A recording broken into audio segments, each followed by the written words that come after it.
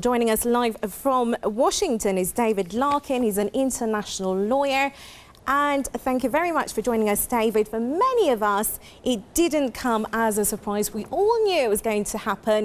It was just a matter of time, and it did happen. But why did it take so long, and why did it happen now?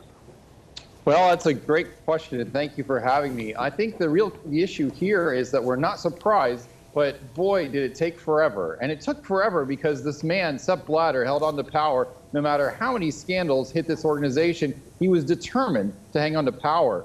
And to be frank, I think it's been to the disservice of the organization itself, because as we've seen, it's been scandal after scandal after scandal. And it's a good day that he's resigned, but there's still much, much work to do.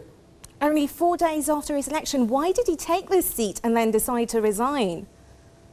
You know, that's a great question. And the thing you have to look at is that last night, the story about wire transfers from FIFA started to kind of unravel, and there became inconsistencies between what the South African Football Association and what FIFA were saying. And I got to be honest, it raises the suspicion that this sort of story was coming undone, and it really makes you wonder if that's one of the reasons that Sepp Blatter resigned today. And then, David, is it fair to demonize Sepp Blatter and say he's responsible for everything that's gone wrong in FIFA? Or no, there's more to this story?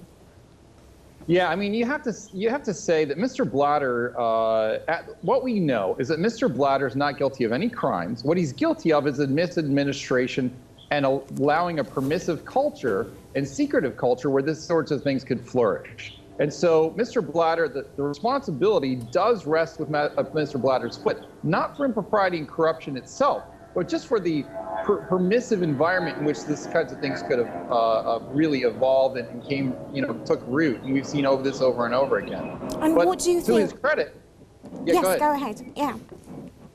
But I mean, to his credit, he's done a lot of great work in development, right? But the thing is that the development work that he did really politically was never free. The small FAs were always beholden to him, and that's why you saw this organization that was so reticent to change and support him no matter what happened, was because all these people were really beholden to really the cult of his personality.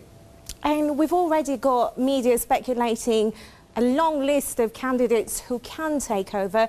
What do you think about that? Who can be the right person to take over FIFA now and then change the whole organisation to make it a better place for sports fans and as well as the whole football family? Well, I think my great concern right now is that there are a host of candidates who really are essentially backed by other power brokers within the game and within the status quo. My greatest fear right now is that we're going to have a new name that will be sold as change, when in reality, this is just another block of the status quo, just vying for power, and once again selling us that this is a change when really it's not. So who do I think is that change? I think it's a strong independent candidate. Who that person is, I think we have to wait and find out who emerges. What can be done, David, to fix FIFA? Well, I think right now what we've seen is that we need to stop questioning whether FIFA can reform itself. We've now seen over and over again that this organization is completely incapable of reforming itself. So we don't even have to ask that question. It's a proven fact that this organization cannot reform itself. So it's going to take somebody from the outside, completely independent, and everything has to change. From the top to the bottom, this organization has to be restructured and the leadership truly changed in every way. Anything short of that is not credible change and is going to just set up the environment where we're going to have the same kinds of corruption scandals over and over again.